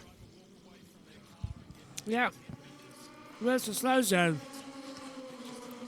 That's what we need right now. Slow Double zone. wave yellow. Cover it for a moment. Yeah, it's going to have to be craned away, isn't it? What's the data screen saying? Only yellow, double yellow as well. Nothing else on the monitor from a slow zone point of view. That's such a shame for the Van Wall to catch fire. He's moved more than 10 feet away from it as well, so that is the Van Wall officially out of the Le Mans 24 Hour. Their great return to racing at the Pinnacle hasn't really worked out that much. And all hugs all the way around from Bicolis, Van Wall. Well done, lads. Great job getting that car ready after a problem in quali as well. And that car smouldering away after 15 hours and 16 minutes. And yet to cause the slow zone out of the second. Oh, it's a big one, so it just blew up. Absolutely. And it is going slow zone as well up there on the circuit at the top of the hour. 5 seconds. 4, 3, 2, 1, and the slow zone's been activated. It did completely blow up, and a lot more oil than fuel, didn't it? So that's an oil line that looks to have burst. Yeah, I'm not a particularly technical person, so your guess is better than mine. Oh, he's going back into it. Now, what's he allowed to do? Has he got in within 10 minutes? Is he got in within 10? Or is he just pushing back? Yeah, okay. That's a yellow zone only. Earlier on in the race, we saw that car, spinning out of control, so. Not done too bad. Yellows are out. Oh, yeah, slow zone 2. It's slow zone, so I don't know why they're taking this long to recover it. Either way, we'll finish our packet of crisps and, I presume, muffin, and have back to our feed. Saw the IDEC car come in with Paul Duchaton behind the wheel, and that is not on the lead lap in class, but it soldiers on. Tom, you said last night something very important. If you can't win, which is everybody's goal, still the experience of standing on the podium at Le Mans is something that you'll never forget. Yeah, but the whole team learns. They learn the hard way here, and all the information. If you can bring it home, there's so much to take from. You can add the data to where the car is worn, what the car has been through, and of course the mental aspect of making to the finish, where anyone can inspire for the next step, and that is, yes, if not the podium, then definitely after that, it's to go for the win. And I think your point about experience, if we reflect back to the opening lap of this race with the 311, the Action Express Racing Cadillac machine with Jack Aiken got caught out in those conditions. Yes, they become kind of a guinea pig, so to speak, for the other Cadillacs in this race in terms of setup and any tweaks to the car and tire compound choices, but also for that team, Tom. A lot of that group do not have experience here at Le Mans. You'd have to think they want to return here next year and years to come. So just getting laps, getting mileage, going through the routines here at Le Mans will be a great learning process for them here this weekend. Yeah, absolutely. There's no doubt. Yeah, we don't pick on that. It was a freak accident, but the white lines we saw, he got caught out very early and creating that situation so early in the race. Everyone else kind of took a breather because it was very tough conditions, and to run through the safety car at that time put a little stabilizer on the field very early in the race. Into your pole competition, first in class is coming to the pit lane. Seems to have changed over with the slow zone coming in. No, I think Josh T stepped out for a few minutes. Omi, are you still here in the background, or has you disappeared? Yeah, I'm here. Hello, how are you feeling? Flagging yet? No. No. Young un. Let's hear from Tom Blomqvist, shall we? And Josh Pearson had to get into the car. Explain us what happened. Yeah, unfortunately, late last night, we had on slicks. Halfway around the lap, I just locked up a little bit. Went a little bit through the gravel. Not bad. I mean, we do these things all the time. And then I did Indianapolis, Arnage, and then by the time I got to Porsche, I had no brakes. So the brakes completely failed on me. And yeah, I mean, we're going really, really fast there. So to have no brakes was not a nice feeling, and was still a bit damp offline. And yeah, just tried to stop the car, but there's not much room. So we made contact with the barrier, damaged the car. Luckily, I managed to bring the car back to the pits, and yeah, the guys fixed it. But obviously, we lost a few laps with that. And yeah, just because of the impact was quite big, it set off the medical light, so I had to go to the medical center to get checked up. But I'm fine, I'm totally fine. But I'm just really, really disappointed. It's such a freak incident that, the chances of that happening are very slim. I think not once has that happened to me before in my career. I mean, so yeah, just so disappointed for the guys and my teammates because, we were looking really, really good. Staying out of trouble, the pace was good. We were leading at the time, and now we're a few laps back in 7th place. So it's disappointing, but we just need to do our best now and see what we can do and see if we can salvage some points for the championship. How long was the night for you? I've had about 2 hours sleep now so far, so I'm very tired. I'm gonna head back to my little bed now and get a few more hours. Thank you, Tom. Sleep well. Cheers, guys. Thank you. Next year, I don't think I'll do the entire 24 hours. I think I'll rotate the comms team. Oh my word! Oh. Anyone else see? Okay, that's quite alarming. 3.6 the gap of the lead, by the way, and that Ferrari number The 50 is right in the view of the Toyota number 8. The LED. It won't be long before we start seeing those headlights in his mirrors. The LED light just massively flashed, like a power surge. That's never happened before. That was quite alarming. You have been up for quite a long time, Josh. Do you reckon it was just my eyes? Yeah, I didn't see it. Okay, that's good then. Oh, never. Yeah, I thought does it. 50 on Ferrari, by the way. I said 50. My apologies. See that we're all feeling it. Next year we will do this better and at least let me get a couple of hours sleep. I was going to say, I was thinking I was making my coffee. It's like I'm going to lead the morning next year, whether you like it or not. Yeah. And if not, I'll ring your doctor and get them to do it. I am fit. I can usually do it, but this. Well, I mean, I'm struggling now. This season, this Le Mans 24 Hour, I have felt the worst I have ever felt. I know. Technically, I faulted with my little tactical pit stop that was also a slow pit stop. Rear left jack was or rear left tyre didn't go on so smoothly, or whatever. But it has actually really helped. Yeah. Oh, your spot. No, yeah, I'll let you lead the morning next year. We'll get it sorted to get everyone together so that I can at least have a little bit of a nap. Because honestly, I am cream crackered right now in the commentary box. I wonder if it's because I haven't got any water. Also, this bloody fly is doing my absolute head in. I would throw my shoe at it, but it's having a go at me as well. Oh, never mind, I got it. Wait. I think I got it. I'm not sure. No, I didn't. It's absolutely annoying. Oh, and yeah, well, Jess will be back at 9 to really... When are you off anyway, Tom? 8? Yeah. Yes, I can do longer, but realistically, I probably shouldn't. You need to get ready and get off to karting. That's the important factor. Actually, you say that. I'm already in my... I'm in my... Are you really? Yeah, my jacket. I'm in my thermals, yeah, in preparation. which is a bit silly because I've still got to go for a shower. So, I'm going to change out the thermals just to change back Hey. in. But anyway, I thought Yeah. it was better than getting my clothes from yesterday on, and just feeling. I don't know if you ever get this. When you've had Yes. 3 hours of sleep and you feel dirty. Yes. Like you're not actually any, worse than if you just stayed up 3 hours, but you feel dirty. Yes, I've had It's that before. nice. And you probably feel it right now, where you just feel a little bit, I I've been do. up for a while. The hair as well. It's the hair that gets Yeah. me. Yeah.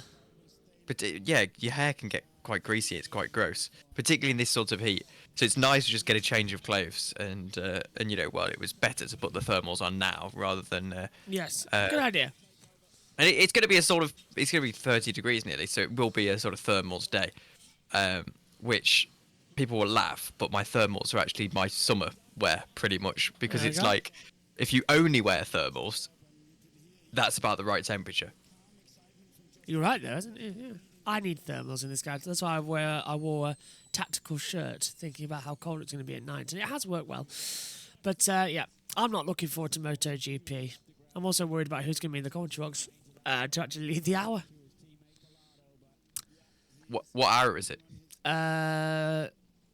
It is 12:45 till 1:45. No help, unfortunately. Yeah. Otherwise, I would have stepped in. But I think Jess is Maybe around. Ed? Yeah, it's someone, isn't it? Jess isn't around. At It's 12. gonna be Ed, Josh, T, and most likely me who are around. That sounds good, because I'm not sure what Megan is like, whether or not she's got a voice or not. Maybe if all three of you, or four of you, and just take it through. Put Megan on voice or something. But yeah. As they come through, we've got a battle for the lead. Really close battle for the lead. And they're coming into the pit lane. Toyota 8, Ferrari 51 in. Oh, it's getting exciting, isn't it? It's getting exciting. I'm glad I've finally got Discovery Plus up on another monitor so I can see during these ad breaks. But, oh dear, this is going to get exciting. Who's going to take the tyres? A new wing for the 8? Is that? No, they're not going to use it. It's just there in preparation. They will be about to start putting their morning wing on. Collada's remember, in. They do have a morning wing and a sort of evening wing, just for the change in air pressure throughout the course of the evening. And we'll see if they are going to take a full service or not. It looks like the Ferrari has taken a driver drop as well. And there's the morning wing going on for Toyota. Yeah, it's taking a little bit longer than they thought, hasn't it? So that might put the Ferrari out ahead. But Toyota will be marginally faster. So they do have a morning wing and an evening wing. And that is for the different aerodynamic necessities through the difference between the night and the morning. Ferrari's got out ahead. That was important. They've done a driver change, but Ferrari have got out ahead of Toyota. That's interesting. How long are they going to stay like that? So Ferrari jump, Toyota in the pit lane. Game on. Yay. Oh, we've been waiting for this. Now this is what Ferrari can do. Can that 51 that started second in the race take victory? 8 hours 30 to go. An awful, awful long way. We want to take this all the way to the end. Ferrari look pleased with themselves. They've made a correct strategy call. That's rare. For once. For once. This isn't Ferrari Formula 1 team, remember. This is where they put their most main efforts. That is true, yeah. WEC. Actual people who can actually do the job. Josh T, have you gone for a break? Or you're still around somewhere? Yeah, we've lost Josh T. Uh-oh. He's unplugged his camera as well, because that's what the OBS virtual camera means. Not to worry. As we see right now, the 51 closing in on the back of is that secondary Ferrari? I can't quite tell. Or Toyota. They were all on number 8 now, to the 7 retired earlier on. And that entire crew will be on number 8 now. Yeah. The 7 crew won't have been given a respite. They'll probably voluntarily as well turned up. So, 5.5 seconds is the gap at the front of the field between the Toyota and the Ferrari AF Corsa. It's going to be very interesting indeed. That Toyota will be a little bit faster now as well, because they've got that new wing on. That wasn't a damage repair, I don't believe. No, They it do wasn't. at this time in the morning like to put that new wing on. Maybe takes a bit of downforce off. I think you typically want a little bit more downforce in the night as the atmosphere drops, is the turn of phrase. But a little bit more downforce during the a little bit less downforce during the morning, as you can get away with it.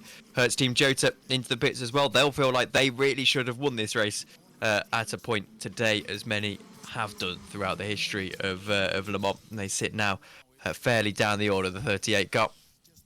In fact, they're behind the majority of the LMP2 field as well. They're last in the LMP2 field. This little fly is really annoying me. Really annoying, because it's been flying around here since about 2 a.m. this morning.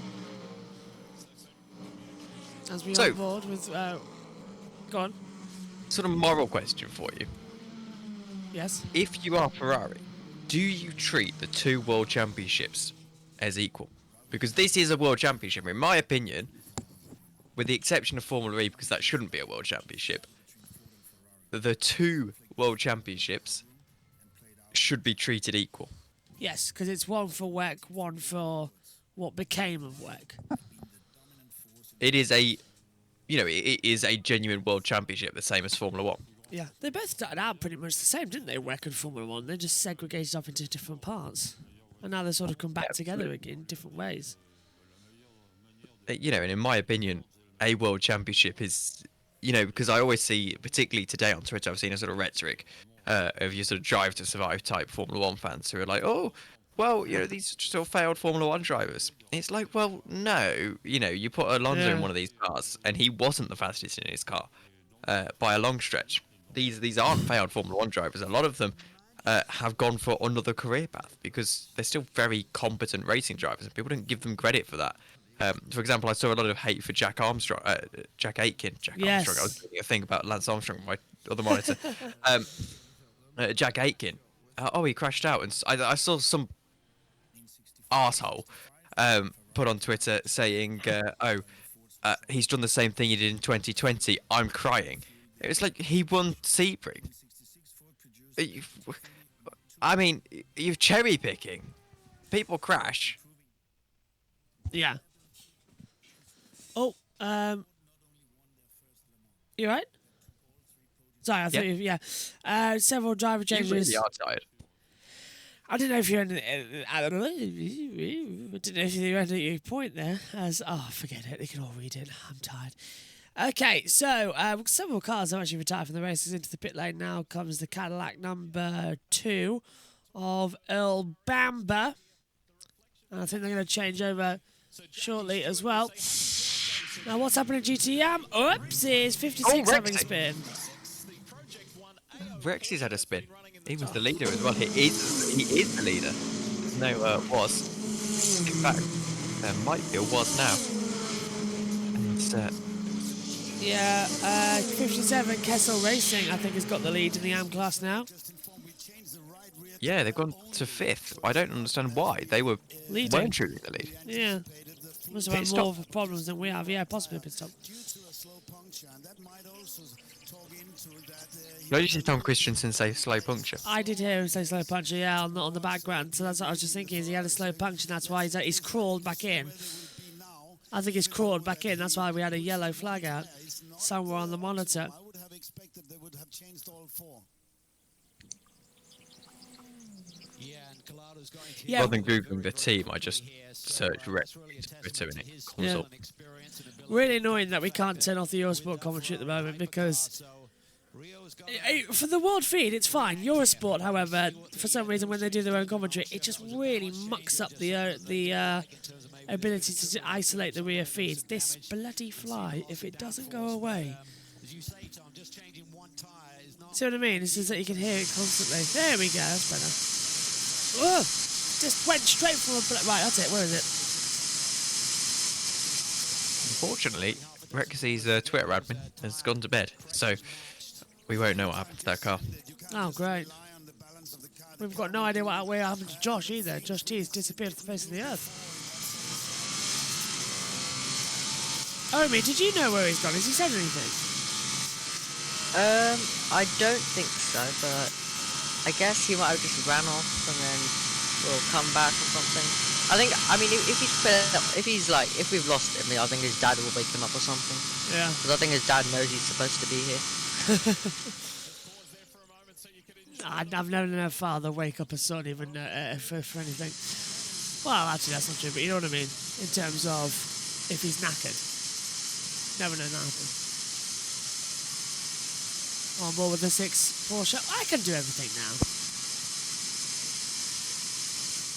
Oh, side by side. Is that a battle for position on the circuit? Yep, there's the 3 Cadillac passing the 2 Cadillac with the knick-knack Cadillac. Give it to a bone? I don't know. I've lost it with that one. Oh no, with the knick-knack Cadillac, give it to a bone. Yeah, that works. On board Kevin Ashtray running 5th in the 6th car Porsche Penske Motorsport. Continuing to push on down the back straight away. We have 8 hours and 24 minutes to go. Problem is, I've got no idea because in 25 minutes, this YouTube stream ends, as does the recording for this latest hour, and he knows what time to go live on. That's the worry. You'll be redirected though to the next one. We're 24 minutes away from that, aren't we? 188 Yes. to 16, 3 at 24. The third of the race still to go. And Ferrari starting to fly into the lead just a little bit, 5.6 that last time by. It's been a long old race, isn't it? Ding ding, cliche. Oh, Kevin Ashtray has a massive slide in that Porsche through the Porsche curves. I love a little bit of cliche bingo, you know I do. It is fun. I am ready for bed though. Literally, as soon as everything's over, I am going to bed and I don't care. Yeah, we'll wake you up Tuesday morning, I suppose. Sounds good to me. I've never wanted to go to bed more in my life, ever. And this is more challenging than last week when we did 20 hours in a row. In fact, that's the point. Last weekend, we did 20 hours in a row and I wasn't tired. Why I am tired now, I have zero idea. Well, the thing is, because you've done one race. Yeah. If you do lots of mini races, you can break it up. You know, I think an example is when I went to Donington Park. The first 2 hours before lunch, so we get there. Well, we actually got to the track about 8:30, but racing started at 9. Yeah. And you start with three races pretty much. You got like Ginettas, Formula 4, whatever. And it takes about 2 hours. That flies by. That's really quick. But then British GT, which is 2 hours long, was a bit of a slog because you're bored. Maybe there is a thing about sprint races as good ideas. I don't know. I think like sprint races in WEC, which I think is a terrible idea. They do sprint racing to WEC now. There was a fan survey, and they were talking about a sprint race, and yeah, it was. It's unfortunate. There's been sort of inklings of it earlier on in the year. They said they sort of flirted with the idea. Maybe we need to look at sprint races and things like that to basically compete with the Formula 1 market. And one of the commentators, I think it's Ben Constantouris, said in the broadcast earlier on, he said something along the lines of, well, you know, it's lovely to see a race like Le Mans existing in the current motorsport climate with, you know, Formula 1 Drive to Survive and things like that. You know, the new market that it is trying to appeal to. Yeah. And I just thought, if we have sprint races, suddenly we're trying to appeal to that market, and you know, this is the pure form of motorsport that's left. So every motorsport is now just gonna have sprints at some point. Well, this is supposed to be the motorsport that hasn't been plagued yet by that nonsense. It's the world. Hello, Justin. It's the World Endurance Championship, not the World Sprint Championship. I would be for, by the way, having a World Hypercar Challenge that involves sprint races. I think they work in IMSA. But part of me also thinks, you know, the WEC format at the moment is fine. If I had to make alterations to it, I would have the World Endurance Championship, but I would also have the Daytona 24 and the Sebring 12 Hours as not WEC rounds, but I would have them as World On the calendar. Hypercar Yes. Manufactured Championship rounds. Yes. So you would be able to, basically, you'd be eligible for World Endurance Championship points through those rounds, even though they're technically IMSA rounds. And that might tempt someone like Toyota over. Oh yes, so Josh, you did say that. Yeah, I am a massively. I can assume you are as well. Or you doing all right? Have you had a break? I actually went out as a Eurosport go to an ad break. What a surprise! Yeah, that's happening. Oh, what would Eurosport's nickname be for adverts? Doesn't really work like NBC. Well, it's anyway. Euro Cash, isn't it, at the moment? Yeah, that's for another day. I went out. We do forget, in Eurosport's defence, they are a free service to most people. So they have more incentive to use ads than others. I still think it's quite excessive every 15 minutes, but whatever. Yeah, Discovery Plus, however, is a good idea. Yeah, but so I went out, like, because I thought the co-op opened at 6 p.m. And not 6 p.m., 6 a.m. Wow. How tired are you? Yes, I am tired. Yeah, so I thought it opened at 6 a.m. Got there, opened at 6:30 a.m. So I had to wait around. What time does the podium finish and all that jazz? Post shows on until 3:30. Oh, that's not scheduled too bad. on here. Not too bad then. No. As soon as this is over, I'm going for a few hours sleep. Wake up around about 6, have dinner, go back to bed. Well, we are radio. Do we need the podium? I don't know. I don't think we do. We only started on the formation lap, didn't we? So, yeah, maybe. Because I always thought, why do we need the podium if we're on radio? I Part of the reason why, I was sort of not keen to do trophy lists on USRN anymore, because usually you wait around for 40 minutes for them to engrave a trophy, then you go, oh, when he lifts the trophy in the air. With F1, it's compulsory. MotoGP has sort of just, it tails off to the end of the show. Formula E, we don't know why we do it. We usually cut it short because it's like 30 minutes before it gets to the podium. That's I am going to I hate Formula E for that. It's really use my beautiful, beautiful pin, which these work magic in removing wrappers on bottles. Oh, man. Just everything. We don't do the podium in the touring cars. They have a podium, we just don't do it. We do the interviews, don't we, in the pen? I still loved the British GT podium. It was like literally a temporary structure in the paddock at Donington Park, and you could barely see. I mean, oh bloody! It was like there was just funny a thing is, Donington GP have a permanent podium. Exactly. But yeah. Most of the podiums are behind the permanent podium. Yeah, exactly. It's hilarious. I actually saw when I went. It was the final ever round. It was the final round of the 2017 British GT Championship when I went to Donington's final round, and it was the championship moment. And they actually used the main podium. You can see it on the vlog I put out. It's a good racetrack. I would love to race there one day. I am thinking of And I just dropped a 900 milliliter fizzy bottle. Yeah, I am sort of pricing up potential gap years, because obviously I finish my A-levels next year. So it's like, I can do a gap year and go and race something. Most likely clubman stuff, which isn't particularly a way to get on a career path. But, it would be fun for a year. Exciting. What are we looking at? How on earth is Lee Diffie as an American who is jet-lagged trackside? Australian, who is jet-lagged trackside, who lives in America, this energetic? He's fantastic, isn't he? He is really great. The thing is, I can always, I'm not a fan of him on IndyCar, but I can always appreciate that it's, he's, it's the instructions he's been given from the broadcaster. It's not him. On this, he's been fantastic. He's maybe a little bit too excited for me, but I think he does it well. I think the difference is, I was listening to Ben Constantouris' commentary, and to his credit, he's made some very good points throughout the course of the day.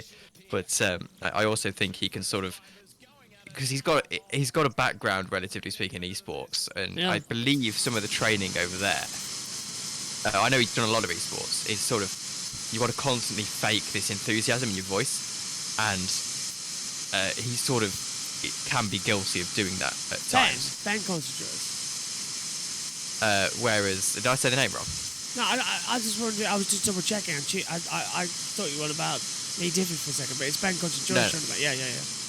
I'm with you. And Lee Diffie does have enthusiasm, but you can tell it's genuine enthusiasm. I'm with you. I know what you mean. Yeah.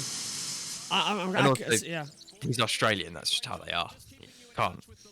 You listen to Australian cricket commentary, and apart from the likes of like Jim Maxwell, who's old and old-fashioned, they're all like that anyway. Yeah, Triple M rocks cricket. I keep saying to go take a look. It looks fantastic. It's a fantastic YouTube channel.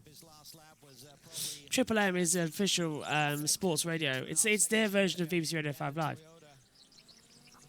Is it? Because when I've listened to the sort of... Oh, no, I know what you mean. They've got two, actually. Yeah. In Australia, they have two rights holders. I forget which radio it is. ABC. It's literally their BBC. Yeah. And they share commentary during the Australian winter. And Triple M rocks. Triple M is it's their version of BBC Radio 5 Live that does all the sports. Like it does cricket, it does the Australian football, it does I think radio coverage of F1. It does all that jazz. Yeah, and they're sort of the newer ones because ABC also have rights to the Test matches, and they're literally the Australian version of TMS. Some great stuff, isn't it? I love it. I'd love to go to Australia. I'd love to do Adelaide. I'd love to do Melbourne as well. Beth says Lee Diffie did V8. He did. Supercar.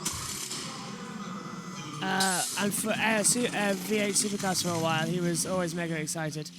He actually came over here for a bit, didn't he? To the UK.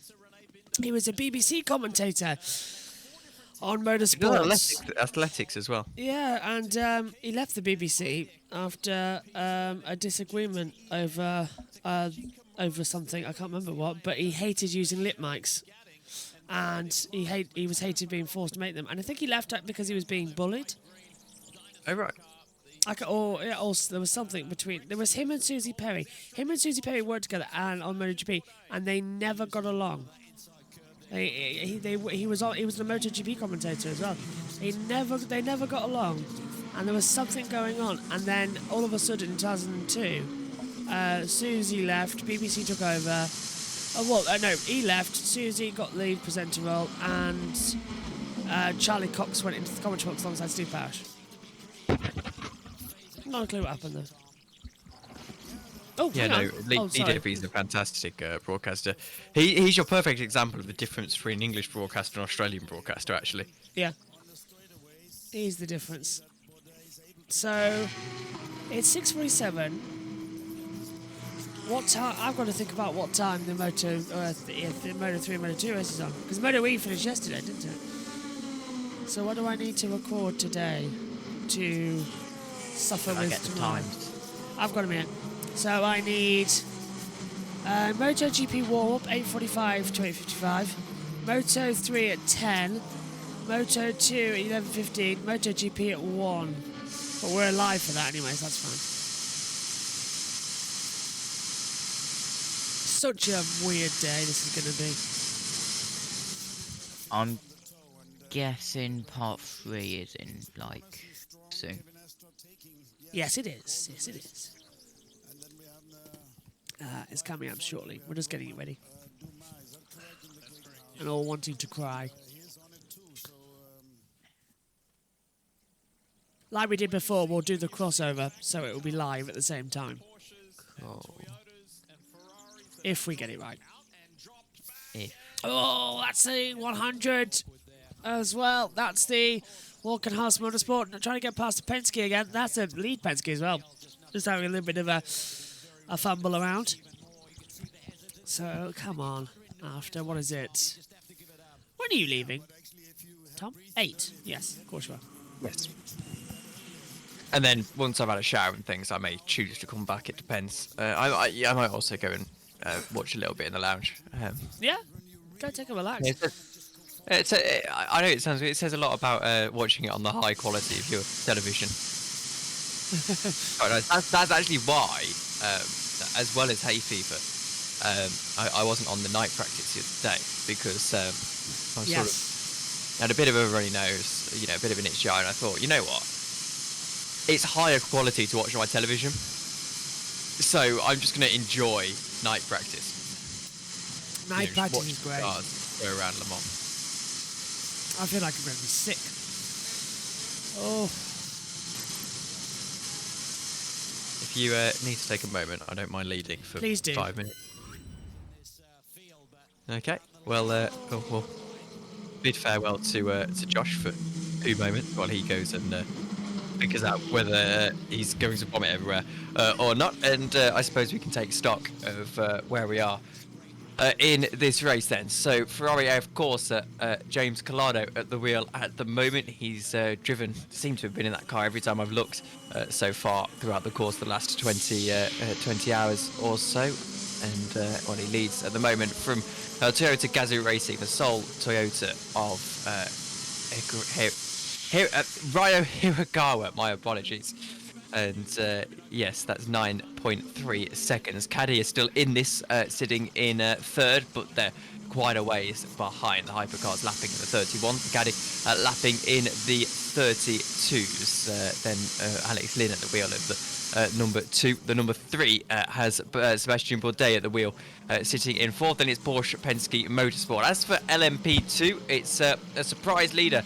Actually, by the looks of things, about 55 seconds. It's into Europol competition, that 34 car, who have essentially been a bit of a midfielder throughout the course of the last couple of years, finally leading a race and leading the big one as well. Fabio Scherer, if you are just joining us, driving with a broken foot. He was ran over in the pit lane and said, "I don't care, the pain is worth it for Le Mans."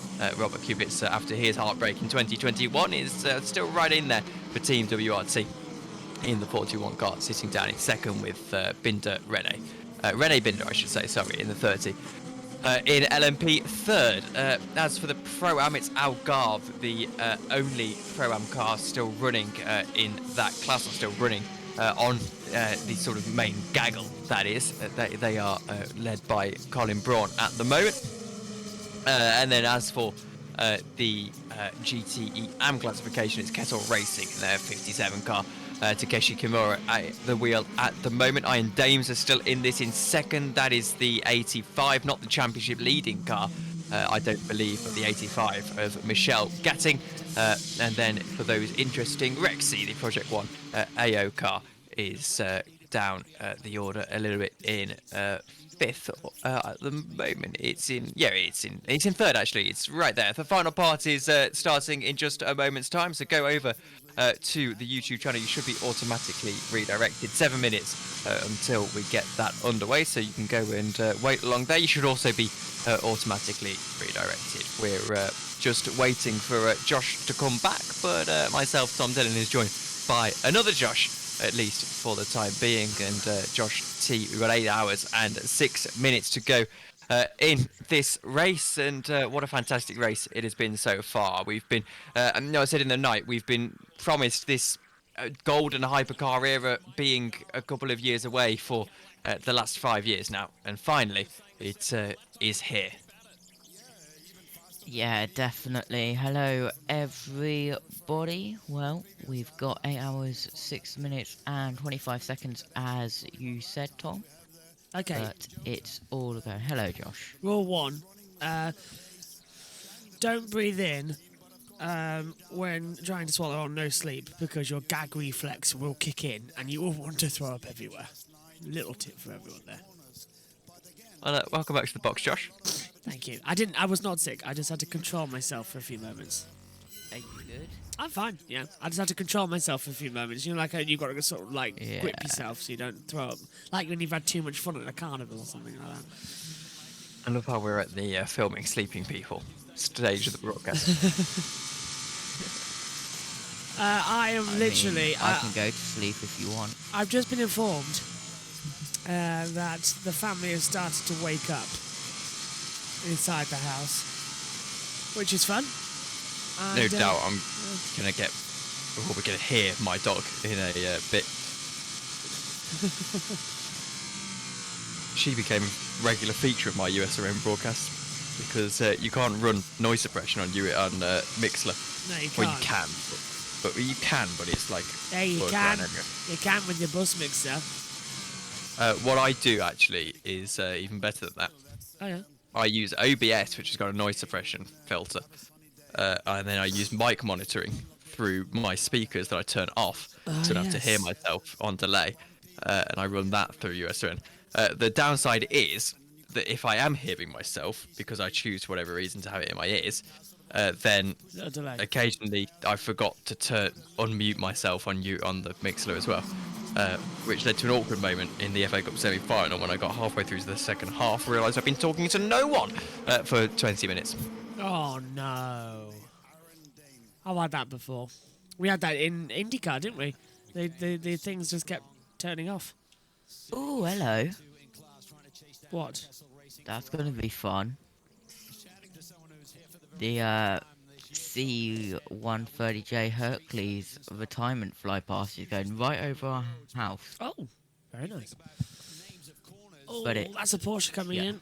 It's the 85. Is that the Iron Dames? It is. Where are they running second in class? Come on, Iron Dames. So want you to win. That would be nice. Yeah. So how many parts we got left? 2, 4, 6, 8. 4 parts. After this. Yes. Wow. It'll be the last stream on JB Motorsports 2, though, if you're watching along with us. Beth says, good work, Tom. There's a reason he's super sturdy. I know. Thank you. Very, very flattering. Although I was leading for 2 minutes. I went through the field and Josh was back. I mean, poor old Josh T isn't even going to finish his question. No, that's true. I cut him off. I'm used to it. It's the Murray Walker approach. Cut him off. Iron Dames, does they have a penalty? What's going on here? Oh, there they go. Oh, we're 3 minutes away from switching over, so that's going to be a lot of fun. Beth says, why don't you go get an hour's sleep, Josh? Now, as much as I really do wish Josh the best, I think if he went to get an hour's sleep now, it wouldn't be an hour's sleep, given how tired he sounds. I wouldn't be back. And there comes a point when I physically can't be here anymore. So, yeah, otherwise I would literally be like, you know what, I can sort of get through it to the end of this race now, and you know, we'll we've just deal got with it. we got MotoGP on Twitch to do as well because they banned us off the YouTube. So live coverage on Twitch, got to do that. That was such a, you know, now the box is less crowded, we can actually have a genuine conversation about it, which I have sort of wanted to do. Because, you know, I said last night, you know, I've always thought it would have been a case of, well, you know, we do what we do and it's really fun. But at the end of the day, these series have got very, very good legal teams. They could probably find something, and you know how copyright law works. Yeah. You know, you're allowed to do what you do, but which can bully you into stop doing it anymore. I'm not doing this. Go on, go to you. And you know, suddenly MotoGP come along, and it almost felt a little bit inevitable the way it was like. You know, MotoGP comes along and say, oh, well, you know, we've been reported, whatever, content. I don't think it was content ID, said it was manual, so someone flagged it, someone's flagged it. And you know, if it is a case of the appeal gets overturned, which it should do, if we understand how we understand it, then suddenly that is basically express permission. Yeah. And that is, in itself, quite incredible. I mean, to be honest with you, my hope is that it's a case of it's nothing intentional in terms of MotoGP haven't literally sat down, watched your thing, gone, this is in violation, so we're going to flag it. Yeah. Hopefully, it's a case of some overworked MotoGP editor is paid to go through and just click everything that says live MotoGP. Yeah. Because, and in fairness, that would be understandable. You know, at the end of the day, they have a right to protect what is their copyright. And, you know, if it is genuinely just a mistake, like, look, we didn't have time to go through and watch this, which is quite bad, but they've probably got to monitor a lot of illegal streams. You know, it's possible that we just slipped through the cracks and they mistook us for something we weren't. The really interesting thing I'm looking forward to, we've got to cut off in a few seconds anyway. The one thing I'm really looking forward to, though, is the fact is that they haven't actually told us what part of the video it was. And considering they said we used footage, which we didn't, that's the thing that they need to get on. We'll discuss this more in a second as well. We're coming up to the end then as well. We are going to be stopping our stream here on this YouTube and starting again on another. So join us again on the link in the description. We've got 8 hours to go then here at Le Mans. Just one more section to go.